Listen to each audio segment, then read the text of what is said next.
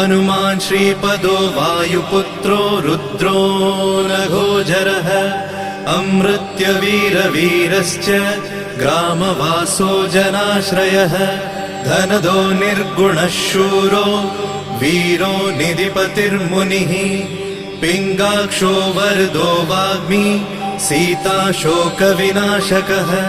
शिवः शर्वपरो व्यक्तो व्यक्ताव्यक्तो धराधरः पिङ्गकेशः पिङ्गरोमा श्रुतिगम्यः सनातनः अनादिर्भगवान् देवो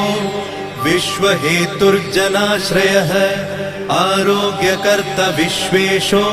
विश्वनाथो हरीश्वरः भर्गो रामो रामभक्तः कल्याणप्रकृतिस्थिरः विश्वम्भरो विश्वमूर्तिर्